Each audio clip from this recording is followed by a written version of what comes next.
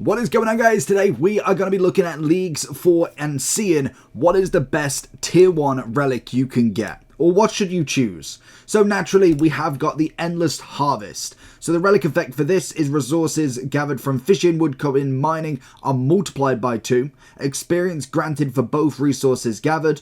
All resources gathered by this relic are sent directly to your bank if you have space. Items which normally cannot be banked will be placed in your inventory instead, even if you have bank space. Tips: if you fill your bank and the bank fillers, the resources will go to your inventory instead. And then obviously the passive effect, we get items from some sources will be times 2 as common. Your run energy will never drain, which is always perfect. All clues will drop as scroll boxes. And finally, you will only receive clues you can complete within your chosen area. Again, outstanding. So that's number 1. We then have Trickster. Now this is a big one as well. I must admit there is a kind of 2 option here depending on how your path wants to go. You will automatically re-pickpocket your target. Loot from pickpocketing is doubled and noted. Always nice. Coin pouches limit is multiplied by 3. You will be given the Sage Greaves that will grant agility XP that scales with your agility level while running. Box traps lures creatures faster. Loot from box traps is doubled. Implin jars cannot break, and you can burn up to 9 logs simultaneously. Again, we have the same passive effect as that one. And then finally, we have Production Prodigy. So when doing the following activities, all items are processed at once, which is smelting, smithing bars, does not work with the superheat item, and make cannonballs. Fletching logs, stringing bows, and cutting bolt tips. Cleaning herbs, making potions, which do not have stackability secondary ingredients. Cooking food and making jugs of wine. Crafting leather, uncut gems, glass blown, jewelry, pottery. Battle staves, spinning flax or wool. And then full XP is given from items processed using the relic. There is a 25% chance that you'll make an extra product which will be sent directly to your bank, very much like the very first one. Additionally, crafting, smelting, herb lore, fletching and cooking are boosted by 12. So as you'll see, that is the personal one I've gone for. So for instance, when we look at our cooking, instead of it being 24, with the added bonus, it will go up by plus 12 no matter as you go. So if I go to 36, it will have another 12 put onto it. Now the question is what do you want to do? If you are really down for the pickpocketing, the trickster side of element, that is a nice one as well, with obviously the fact that you can pickpocket a lot and it doesn't actually go against you, so you can never be caught basically. That is most definitely a decent one. Oh, and that is the others actually as well. You cannot fail for any of these. As well as gives you an item must be unlocked at a bank. So that is just the extra bit there that you can kind of go with. Did I miss anything out with the others as well? Just in case here, let's just have a look. Additional crafting, yeah, I already said that. And then Endless Harvest is just a smaller one. Again, it depends on what you're kind of going for here. Personally, for me, I don't really mind the Endless Harvest, but it was never one that I was looking for. The Trickster's definitely got some extra ability. The 9 logs simultaneously is going to mean that you can really up that ante pretty quickly. Like, you can get that level up very, very quickly, especially with the extra XP in tier 2. But we are looking at just tier 1 for this one. But in terms of how I play RuneScape, or how I have done in the past, I always have to be the Production Prodigy. Let alone we can cut the wood cutting, and that's quite AFK anyway. But the extra benefits of the crafting, of obviously the fletching, the cooking, all being quick, that for me is an absolute big one, as well as then the plus 12 on top. That is a massive one for me, and I would recommend Production Prodigy as my tier 1. What is going on, guys? Today we're going to be going through the 2 different relics of a tier 2. So we have got the Globetrotter and Fairy's Flight. Now we're going to discuss which one is the better one for you to pick. So the first one, in Globetrotter, you'll be given a Globetrotter pendant which grants you access to the following: teleports from a fully upgraded jewelry box. The following teleports from the Patrol Nexus, which again, I'm not going to read all of these out, but predominantly it is all about the teleportation. This is what this one is, and then we'll show you the passive ones as well. As the relic gives you an item, it must be unlocked at the bank as standard. The Fairy's Flight, upon selecting this relic, you receive a fairy mushroom, which can be used to teleport you to any fairy ring, spirit tree, or tall leprechaun. The fairy mushroom cannot be used to teleport out of the area you haven't unlocked. Obviously, the fairy mushroom can be equipped as a shield slot. As this relic gives you an item, it must be unlocked at the bank. So it is 2 different teleports, and personally for me, the Fairy Flight is the one to go with. The passive effect of getting to tier 2, your League XP multiplier increases from 5 to 8, so that is why I would try and get to tier 2 as quick as possible. If you're watching this prior to tier 2, get them tasks done, because that 5 to 8 is massive. Like, it's a huge jump. It's nearly double the XP, which means you'll be able to level up so much quicker if you are doing it that way. Minigame points received are boosted as well by ×3, so I would recommend getting to it as quick as possible.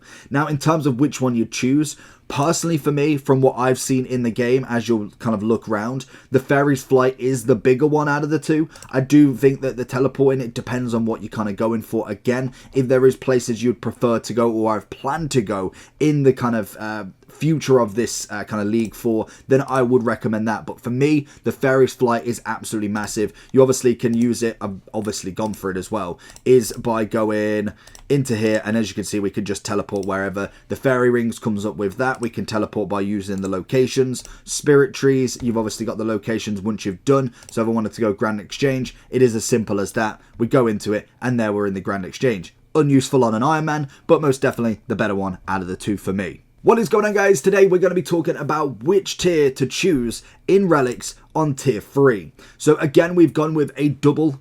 Tier 3 has only got 2 different ones that we can go with, and an interesting choice between the two, because I think both of them, again, are very useful. So the Banker's Note for this one, you'll receive the item Banker's Note. This item will allow you to note and unnote items anywhere in the game. You can manually use items on the banknote to unnote, note them all, and much like Bank, using the banknotes, the item will not work. Pretty self-explanatory. The activate options allows you to note and unnote items, we know that. You can customize how many items the banknotes will note upon using this quantity option. If lost, you can reclaim at the banknotes at the Sage near Lumbridge. As the relic gives you an item, it must be unlocked at the bank. The extra passive effect for this tier 3 as well. Obtain the Crystal of Memories, which when used will teleport you back to the location from where your most recent teleport occurred. Only works if the item in your inventory and you'll receive a message in your chat box if successfully stored your previous destination. The item will not remember your teleport location, except certain bosses, for instance. You cannot teleport using this item whilst you have a flowers. As the passive gives you an item, it must be unlocked at the bank. This item has a cooldown of 6 minutes standby. The cooldown is reduced to 1 minute for every 300 total levels you have, e.g. 1800, there is no cooldown. Obviously boss instances, we've got a few here that we can go with. That's just an extra passive effect we get for both. Then we also have the Fire Sale. So this is a little bit different, and I must admit, one that is looking pretty cool. So all items in shops around the place that use coins as currency are free as charge. All items purchased from select shops can be noted, provided the item can be noted at all. The items will new button on a select shop which will toggle the effect. Shop no longer buys items for gold. So basically the difference between the two is, one, you can banknote, which is going to be really good for the skill side of stuff. So if you are massive into skillers naturally, you can go and say, for instance, you're fishing, going and getting lobsters. Instead of having to go back, you could fish, and especially if you chose Production Prodigy, you could then go fish. You could cook them all, drop all the burnt, keep all of obviously the one that's cooked, put it into a note. You've just used one spot, but you could continue there straight away. You don't have to run back to the bank. You can continuously just do that, which I think is a very good one if you are looking for a constant source of just fishing and you just going. You're going for it, you're getting up your levels, you want to get up all of your crafting, all of that. You don't have to move if you're doing, say, for instance, wood cutting, instead of naturally kind of fletching them all at once, which naturally you could do, I suppose. If you're doing bows or something like that, you could just go put them in a note. If you're doing shafts, then again, it's a little bit different, but you can note everything at once, which for me is the big effect for, I'd say, fishing, cooking.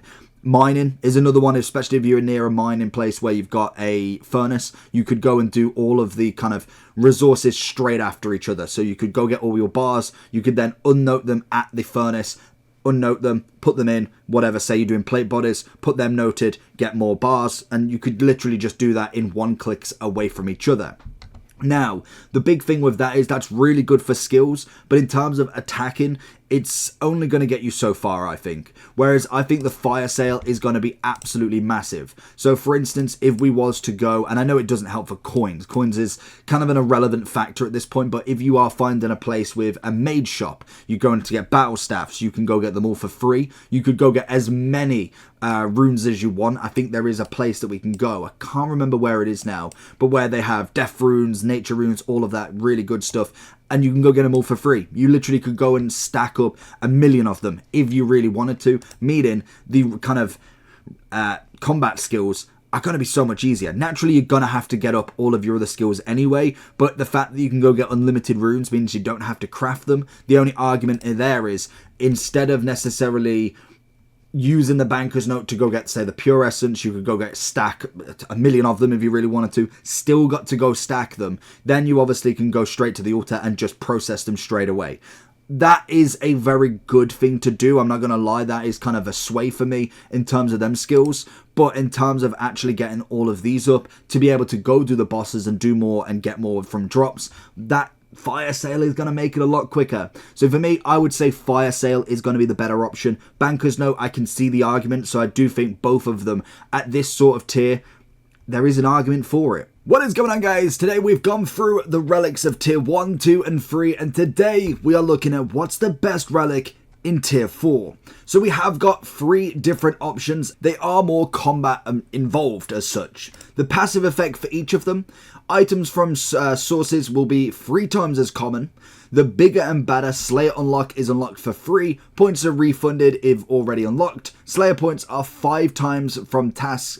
Points are 5 times from tasks and aren't limited to a minimum of 10 tasks, e.g. points from task 1. Slayer superior rates are increased to a 1 of 50 chance to appear, so it is just a passive effect for Slayer more than anything. So going on to the first one, Archer's Embrace.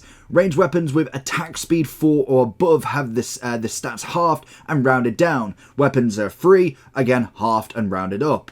90% of ammunition is saved when using ranged weapons. This effect stacks with Ava's devices, resulting in a 98% ammo saved bonus. Bow of Ferrodine, oh god no, I've butchered that. Crystal Bow, Chinchompers and Toxic Blowpipe charges are included in this effect. Enchanted bolts have a 2 times boosted chance to proc, and also 10% chance that your weapon will fire an extra projectile, bows, crossbows, ballistics, all that jazz. And then also range accuracy is increased by 100%. Fantastic.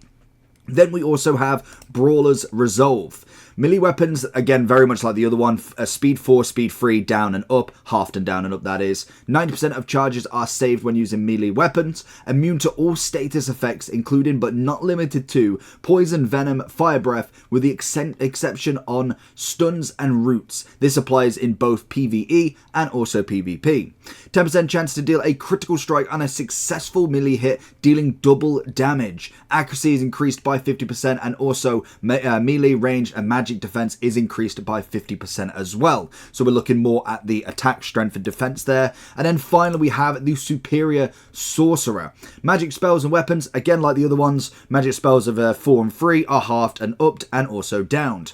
You save 90% of your runes when casting. This includes charges when using powered staves, such as the Trident of the Seas, Trident of the Swamp, and obviously staffs. Keep going. Bind spells will always hit on an unfrozen, non-freeze immune target. Acquire the Summons of Winter, which allowed you to charge between any spellbook you've unlocked and must be at the bank to obtain item. Acquire a rune pouch, always nice. All rune pouches store 2 more types of runes.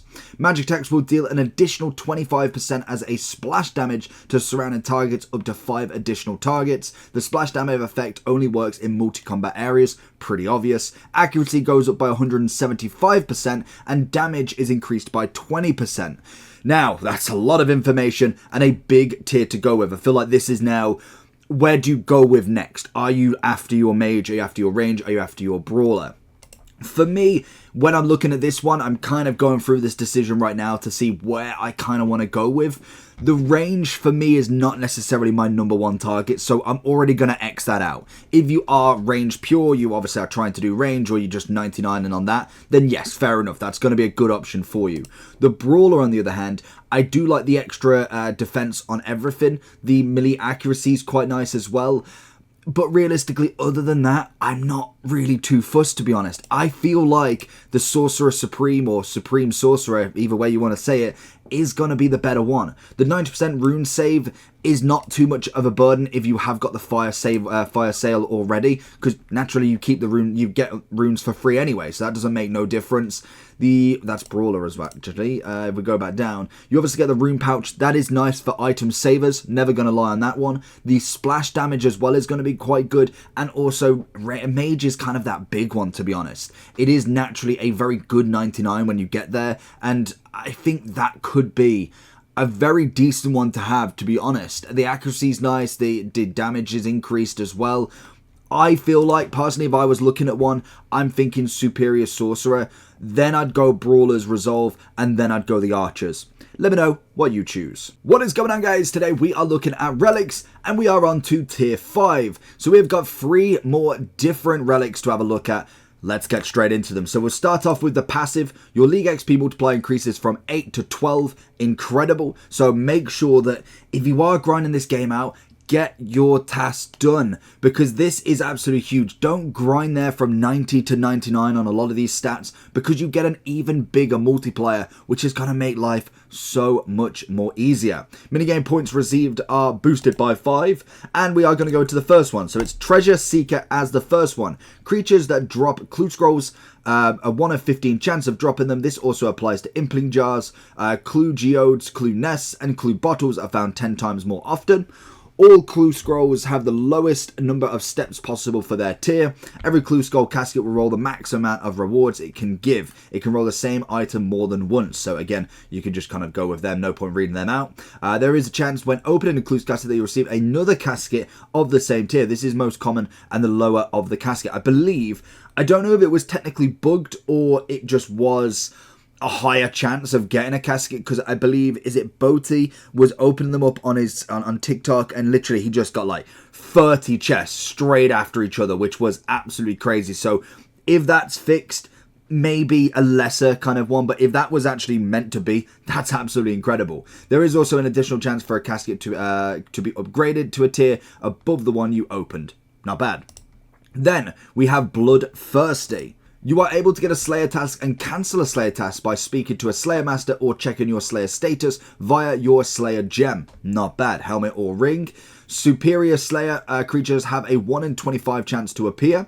Superior Slayer creatures will give you Slayer points when killed based on their Slayer level and difficulty. Superior Slayer creatures now have double the number of rolls of the lesser creatures drop table. This does not double the amount of rolls the Superior Slayer creature unique drop table, and there is a 25% chance a superior monster will appear as Bloodthirsty version. With boosted offensive stats, this monster will triple the number of rolls on the lesser creature's non-unique drop table plus 1 roll on its own unique drop table. They will also drop guaranteed clue scrolls if it's on the superior drop table. Expentuous and Slaughter bracelets will no longer consume charges and have a 35% chance to trigger up from 25. Not gonna lie, I don't know what a Superior Slayer task is. So this one for me is just purely, all I'm thinking of is if you are doing Slayer, this could be a good one for drops, for obviously your kind of more experienced monsters. That's kind of in my mind, but we'll go over that. And then finally we have Infernal Gathering. Upon selecting this relic, you will receive a set of Trailblazer tools, and which can be used with no requirements. The pickaxe and axe will do this their respective skills, actions 0.6 seconds quicker than their normal tool equivalent. And the harpoon increases fishing speed by 1.2. All 3 tools have the same bonuses as crystal tier tools. Very nice. Any one mined with the Trailblazer pickaxe will be smelted into a bar. That's not bad. Smithing XP given regardless of the smithing level. Any fish caught with the Trailblazer harpoon will be cooked. Okay, nice. Regardless of the cooking level, this will work even on fish that don't require a harpoon to be caught if the Trailblazer harpoon is equipped in your inventory. Any logs chops with the Trailblazer axe will be burnt and the fire XP will be given regardless of the fire making level. On death, these tools are lost and can be bought back, obviously, from Sage. And as the relic gives you an item, it must be unlocked at the bank. Okay, so we've got 3 totally different relics here, other than like kind of the attack ones. So we have basically, like, if we dumb it down, clue scrolls. going to be a big bonus there. We have a Slayer one, and then also we have an XP one. So if we're looking at what I'm currently at the moment, realistically, my cooking's pretty much there. I could just kind of grind that out now to finish it off. That doesn't help me, the tool one there. The wood cutting and fire making, not a bad option. Never gonna lie, that one is pretty sick that it does do the same, and it'll be good for mining as well. Saves you going there. If you have got the banknote, which I believe is in the Relic 2 slot, no, 3 slot. If you went for the banknote, I would say that Infernal Gathering is not necessarily worth it because everything is noted anyway. So you can continuously chop and then fire make at the same time. So that one for me would be a no-go. If you've gone for the fire sale, I kind of went for it for mage, for range, for armor. I don't have to pay any coins for that now. I know you can go get them from drops and stuff like that, but that is a big bonus. So maybe the Infernal Gathering, if I wanted to kind of round out all my stats, could be really good. I'm not saying it's the number one way of doing it because naturally, when it comes to the smelting, it comes to the cooking, and also it comes to fletching and crafting, they're all done autonomously because of the production prodigy. So there is arguments between them. This just makes it that little bit quicker. The Bloodthirsty, if you are after massive Slayer tasks, sounds like it would be the better shot to go for there, which again could be a big one. Again, I'm not necessarily massive into that yet. I'm not as high a level. As you see, I've not even started my Slayer yet, but I could be swayed into that one. The Treasure one, like I said, this one would be my number one choice if the kind of boaty thing that he did where it kind of just kept being re-rolled. That for me would be phenomenal because the amount of items that you can get from that is absolutely incredible. So for me, I would say, just judging off not knowing if it's fixed, I'd say Treasure Seeker. I'd go in order, in fact. I'd go Treasure Seeker, Bloodthirsty, Infernal Gathering, but it all depends on what you've chosen up until this point. So for me, I would say 1, 2, and 3. If this is fixed and it just gives you 1, or gives you maybe 2, not necessarily 10 of them, I would then probably go Infernal Gathering. No, I'd go Bloodthirsty, Infernal Gathering, then Treasure for me. So let me know down below what you're going to pick. Make sure you like and subscribe, and I'll see you all for Tier 6. What is going on, guys? Today we are looking at the next set of tiers for the relics in Tier 6. So we have got Equilibrium, we have got Farmer's Fortune, and we've also got Runeous Powers. So let's have a look at all of them. As always, we have the passive effect, which is items from some sources will be 4 times as common. Nothing too crazy, but we get an extra little passive effect on all of them. So with Equilibrium, each time you gain XP, you gain additional XP equal to 10% of your total level. We get additional XP given by this relic is not multiplied by your League XP multiplier. Your lowest skill will receive 20% total level XP instead of 10%. Tip, if you chosen the Productivity Prodigy relic, each time process will trigger the effect as well. Then we also have Farmer's Fortune. You will harvest patches at a rate of up to 25 times per action.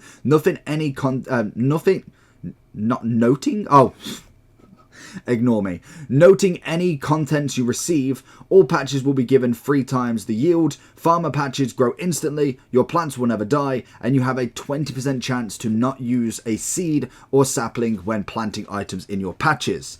So that's a really good one for farming, as you could imagine. Then we also have Runeous Powers.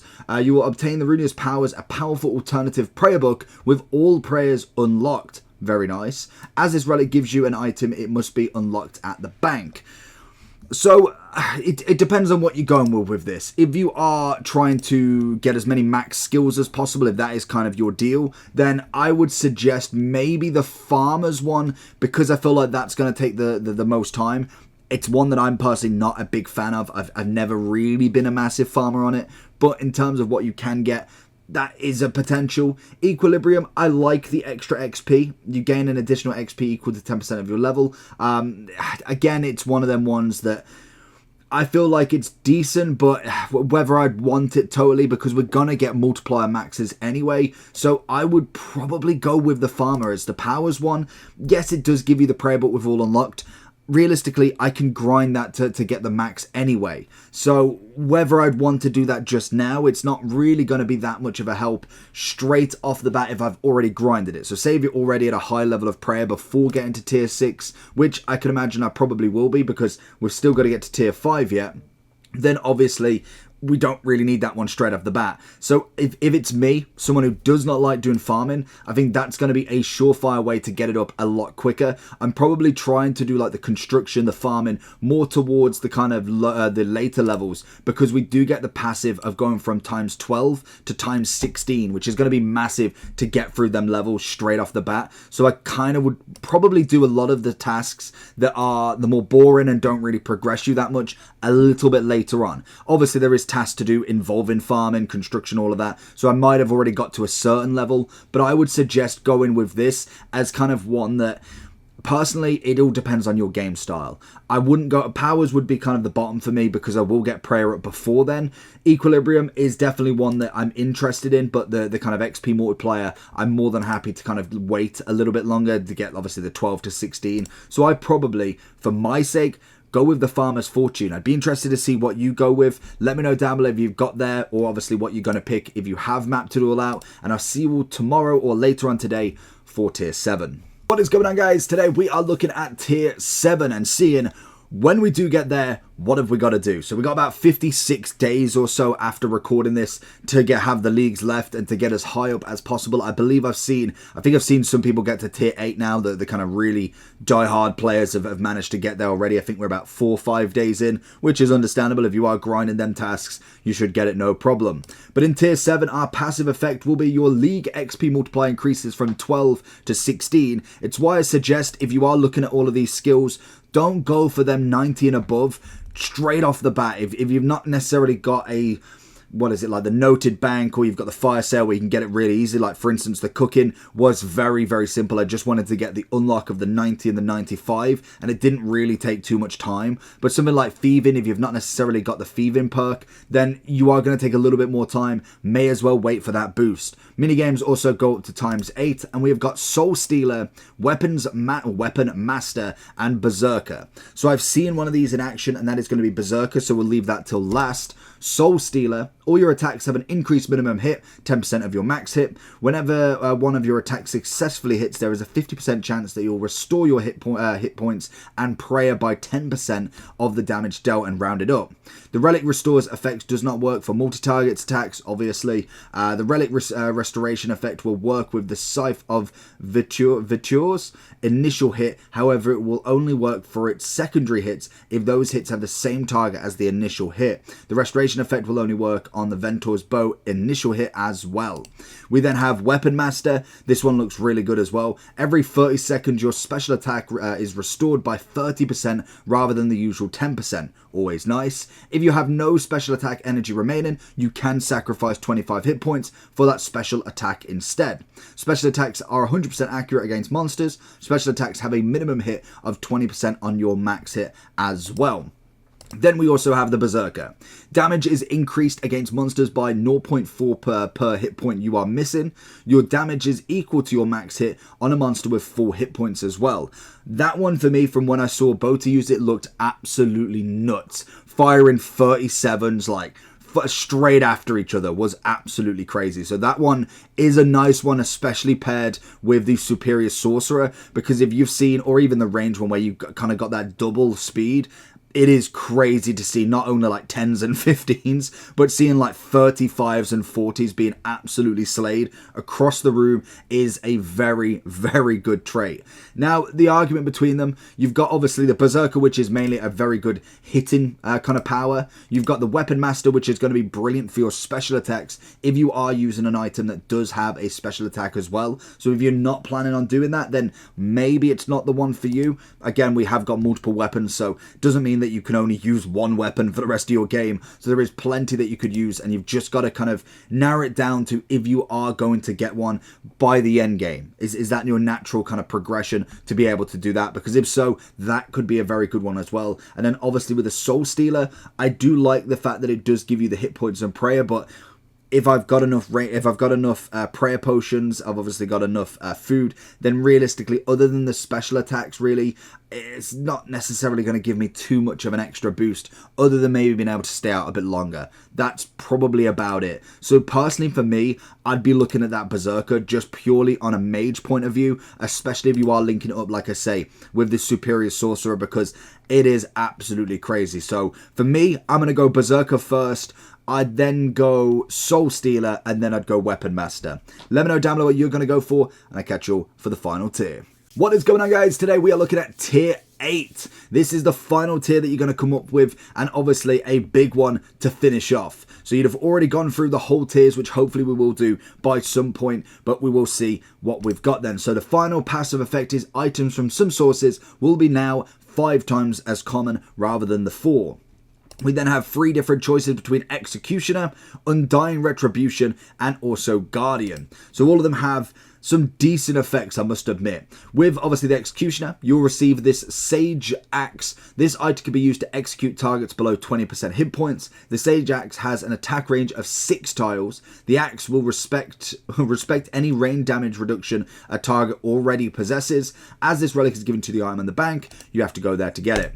Undying Retribution. When you take fatal damage directly from an NPC or player, you'll restore all your hit points and prayer. Upon triggering this effect, you'll deal damage to all monsters or players within 2 tiles of you. This effect will only work in the same scenario as the Retribution prayer would normally trigger.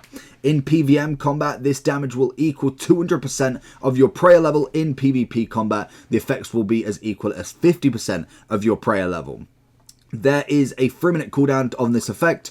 Cooldown is reset on actual death. The damaging effect will not work on NPCs that are recoil immune, with some exceptions: Nex, Hespori, Vorka, all wilderness bosses as well. So that is obviously the exceptions that you can have on that one. And then finally you have got Guardian, which looks the most interesting, I must admit. You'll receive a Guardian Horn, which allows you to summon a powerful Guardian Thrall lasting 30 minutes. The Guardian will attack your targets with whatever style is it which is weak. It will hit much higher than a regular Thrall's and has a very high accuracy, which is always nice. When you're in multi-combat areas, it will attempt to cast an area of effect attack in the primary target is weak to range or magic.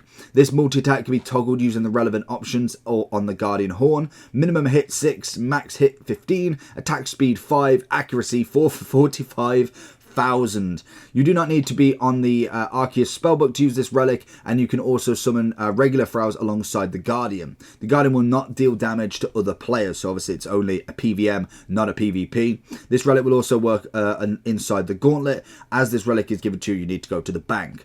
I must admit, I kind of want to see it. I really do. That one looks kind of my favorite. The Executioner looks as a decent one, especially if you've got something really high hit points. I know necessarily it might not be the greatest thing in the world, but I think that could be an absolute steal. If you are going against really top end bosses, then naturally you're going to be able to do that really good blow by the 20% and under. Undying Retribution for me may have a better power than what I kind of read and see, but I must admit that one for me looks my worst. I'm not a massive PvP player. I've not really participated in high level raids as of yet, but hopefully as we kind of go through the journey, we should be able to get up there at some point. So for me, I'm thinking Guardian's going to be my number 1 choice so far. It can change as we get there. Then I'm going to be looking at Executioner, and then finally Undying Retribution would be my number 3rd choice. Once you've done that, you've finished all the tiers, and now it's time to get to grind to finish all them tasks and get all them levels to 99. Take care, let me know what you picked, and I'll catch you all for the next one. Peace!